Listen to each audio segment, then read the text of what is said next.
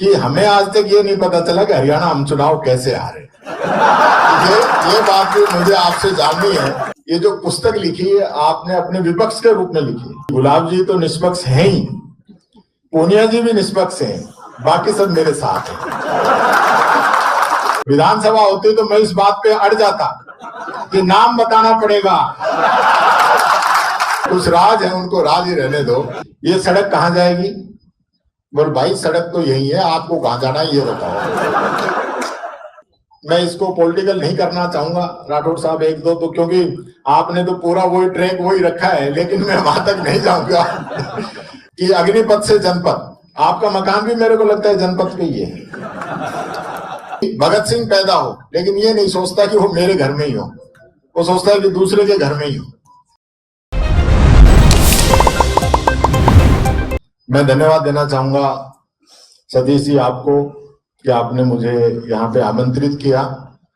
मेरे मन के अंदर भी कई प्रकार की शंकाएं थी, क्योंकि किताब मैंने भी नहीं पढ़ी थी, और यहाँ मैं विमोचन कर दूं और उसके बाद उसके अंदर क्या निकले, ये भी एक बड़ी बात है। लेकिन आप पे यकीन था, और सबसे महत्वपूर्ण बात यह है कि आपने ये जो पुस्तक लिखी है आपने अपने विपक्ष के रूप में लिखी है, और विपक्ष के रूप में जो भी आपने काम किए वो हमारे खिलाफ ही किए होंगे, सत्ता पक्ष के खिलाफ। तो ये भी एक बड़ी इसमें चिंता की बात थी। लेकिन आपका व्यक्तित्व जिस प्रकार का है और आपका आग्रह था, तो मैं अपने आप को रोक नहीं पाया। और विशेष रूप से जब गुलाब जी आ रहे थे और उनकी भूमिका निष्पक्ष रूप में थी, तो फिर मैं 100% आपके कार्यक्रम में शामिल हो गया। यहाँ पहले बताया गया कि विपक्ष के रूप में टीकाराम जूली जी यहाँ पे हैं और बाकी गुलाब जी निष्पक्ष हैं, बाकी सत्ता पक्ष के हैं। लेकिन मुझे आने के बाद में ऐसा लगा है कि गुलाब जी तो निष्पक्ष हैं ही, पूनिया जी भी निष्पक्ष हैं, बाकी सब मेरे साथ हैं। ये जो सांप सीढ़ी का जो खेल चला है ना, ये दर्शाता है कि कहीं ना कहीं मामला कुछ और है। मैं तो देखो विधानसभा होती तो मैं इस बात पे अड़ जाता कि नाम बताना पड़ेगा, कि नाम बताना पड़ेगा कि सांप सीढ़ी में कौन डस रहा है। लेकिन यहाँ पे वो बात मैं नहीं पूछूंगा, कुछ राज है, उनको राज ही रहने दो, ये बात मैं कहना चाहूंगा। मैं यहाँ पूनिया जी को सुन रहा था, तो पूनिया जी का जो आपका जो बोलचाल और जो तरीका है ना, वो पूरा हरियाणवी हो गया है। क्योंकि हरियाणा में सारी बातों को मजाक के रूप में ही, वो ज्यादा टेंशन नहीं लेता हरियाणा का, ज्यादा टेंशन नहीं लेता, वो मस्त रहता है। एक ने रास्ता पूछा कि भाई साहब ये सड़क कहाँ जाएगी? बोल भाई सड़क तो यही है, आपको कहाँ जाना है ये बताओ। तो इस प्रकार के जो बातें वहां पे हैं, तो वहां से आप काफी खुश मिजाज, हंसी ठिठोली का जो व्यवहार है वो, और मैं विशेष रूप से इसलिए भी आया हूं कि हमें आज तक ये नहीं पता चला कि हरियाणा हम चुनाव कैसे हारे। ये बात भी मुझे आपसे जाननी है। आज नहीं तो किसी दिन अलग आऊंगा, क्योंकि ये बहुत बड़ा प्रश्न हमारे सामने है। क्योंकि सब लोग कह रहे थे कि हरियाणा हम जीत रहे हैं, फिर हरियाणा हार गए, तो एक बड़ी बात थी। मैं क्योंकि आज सबसे ज्यादा मैं मिस आप लोगों को ही करता हूं, आप तीनों मंच पे हैं, क्योंकि पिछली बार पूनिया जी, गुलाब जी, राठौड़ साहब और उससे पहले घनश्याम तिवारी जी, मैं आप लोगों को ही देखता था विपक्ष के रूप में, क्योंकि मैं 2 बार चुनाव जीत के आया और दोनों बार राज के अंदर आया। तो विपक्ष का तो मेरा अनुभव था नहीं। विपक्ष में जो बहुत ही महत्वपूर्ण भूमिका निभाने वाले लोग थे वो आप लोग थे। मैंने आपसे बहुत कुछ सीखा है। ये नहीं है कि मैं आप दूसरी पार्टी के हैं इसलिए मैं कहता हूं आपकी सीटिंग, गुलाब जी का सही बात है 9:30 बजे ही आ जाना। घनश्याम जी और गुलाब जी पहले भी पिछली बार भी आपकी अटैची फिक्स रहती थी दोनों की, दोनों टाइम से एक एक चीज को सुनना, पूरा समय विधानसभा के अंदर देना। अब तो हालत ये है, मैं कई बार चिंतित हो जाता हूं कि ये लोग बाहर तो विधानसभा में आने के लिए इतना लड़ते हैं, कि कैसे भी करके विधानसभा पहुंच जाए, चाहे पैसा लगे, ताकत लगे, जो कुछ हो, पूरा जीवन लगा देते हैं और जीतने के बाद अंदर बैठते नहीं। ये बहुत बड़ी विडंबना है। लेकिन आप लोगों ने वहां पे बैठ के साबित करके दिखाया कि हम बैठेंगे तो निश्चित तौर पर आने वाले लोग हमसे कुछ जरूर सीखेंगे। मैं एक वाकया याद करता हूं, क्योंकि एमएलए लेड का जब मामला आता है, सब लोग जो है कि एमएलए लेड बढ़नी चाहिए, एमएलए लेड हमारा अधिकार है। पिछली बार प्रश्न आया तो पक्ष और विपक्ष के जो रिश्ते ऐसे थे कि जब एमएलए लेड 2 करोड़ रुपए थी और एमपी लेड भी 2 करोड़ रुपए थी, उस समय गुलाब जी की तरफ से डिमांड रखी गई। पहले चर्चा चली कितना हो कितना हो, तो जोशी जी ने कहा कि गुलाब जी कहेंगे नेता प्रतिपक्ष महोदय उतना ही आपको करना पड़ेगा। गहलोत जी से हाँ भरवाई तो गुलाब जी ने कहा 5 करोड़। 1 मिनट तक तो सब सन्न हो गए, यार 2 करोड़ से सीधी 5 करोड़, 5 करोड़ तो एमपी लेड ही है।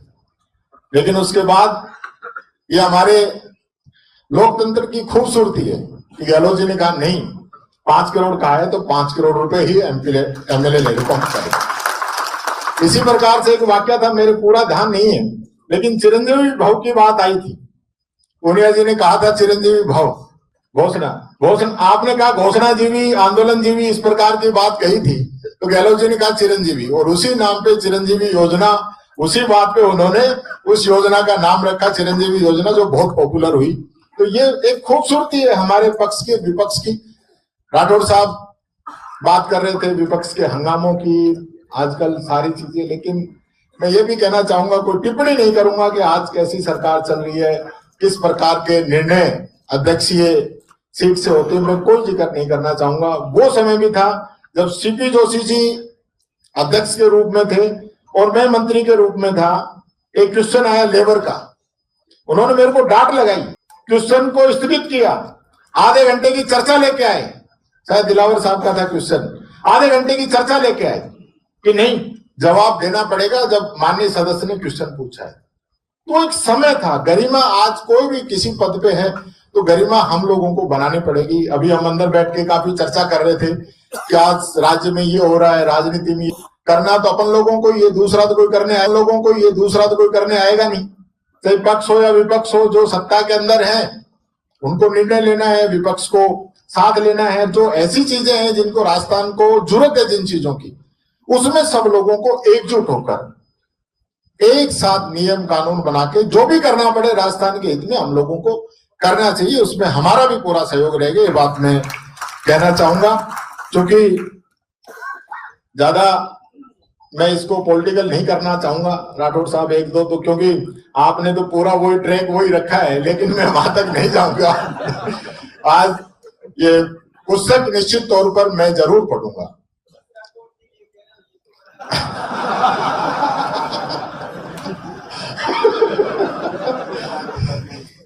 ये राजेंद्र राठौड़ जी के लिए कह रहा हूं,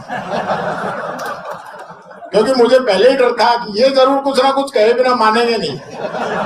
मैं ये बात तो मैं घर से ही तय करके आया था कि राठौड़ साहब कुछ ना कुछ कहेंगे, तो मैंने कहा मैं उसमें ज्यादा उस चीज को राजनीति के अंदर नहीं लेके जाऊंगा। लेकिन मैं समझता हूं किसी राजनीतिक व्यक्ति के द्वारा पुस्तक लिखना, क्योंकि समय का बहुत बड़ा अभाव रहता है, नहीं तो हर राजनीतिक व्यक्ति का जो संस्मरण है वो अपने आप में एक किताब है। और आपने तो कह दिया कि अग्निपथ से जनपद, आपका मकान भी मेरे को लगता है जनपद पे ही है, अग्निपथ से जनपद। लेकिन मैं मानता हूं राजनीति के अंदर कोई दिन ऐसा नहीं आता कि वो जनपद रहे, वो हमेशा अग्निपथ ही रहता है। राजनीति के अंदर कोई है तो वो अग्निपथ ही उसके लिए हमेशा रहेगा। और मैं समझता हूं इस अग्निपथ पे चल के जिस मोटिव के साथ हम राजनीति के अंदर आए हैं, जो हमारी सोच राजनीति के अंदर है, क्योंकि चुनाव लड़ने से पहले अलग बात होती है, चुनाव लड़ने के बाद में अलग बात हो जाती है। ये बात नहीं होनी चाहिए। जैसी सोच हमारी पहले होती है, हर व्यक्ति ये तो सोचता है कि भगत सिंह पैदा हो, लेकिन ये नहीं सोचता कि वो मेरे घर में ही हो, वो सोचता है कि दूसरे के घर में ही हो। ये नहीं होना चाहिए। जब राजनीति के अंदर हम लोग आए हैं, हम सब लोगों की सामूहिक जिम्मेदारी है। इसके अंदर जो कमियां हैं, जो उनको ठीक करने का काम हम लोग करें और एक स्वच्छ राजनीति, क्योंकि राजस्थान के अंदर एक इतिहास रहा है। भैरव सिंह जी के समय में, जोशी जी के समय में एक ऐसा इतिहास रहा है कि हम सब लोगों ने मिलके जो राजस्थान के हित के निर्णय हैं वो हम सब लोगों ने मिलके लिए हैं। यही बात कहता हुआ मैं पूनिया जी को बहुत बहुत बधाई और शुभकामनाएं देता हूं और महामहिम को जन्मदिन की एडवांस में बधाई देना चाहूंगा। और क्योंकि आप जैसा व्यक्तित्व, हम चंडीगढ़ चले गए, मैं डोटासरा जी, हमारे काफी लोग थे कांग्रेस के, तो हमने कहा कि महामहिम से मिलना चाहते हैं। मैंने बात कही, इन्होंने कहा ऐसे नहीं, आप आइए, खाना खा के जब आप जाओगे मिलेंगे भी, खाना भी खिलाऊंगा। तो ये हमारे लिए बड़ा गौरव का क्षण था। हम वहां गए और गुलाब जी ने सारे कार्यक्रम छोड़ के हमारे साथ खाना खाया, इतना मान सम्मान इज्जत दी। तो वो अपना आदमी चाहे कहीं भी रहे अपना ही रहता है। ये बात मैं कहता हुआ पुनः आपको जन्मदिन की बहुत बहुत बधाई, शुभकामनाएं। जय हिंद, जय भारत, जय राजस्थान।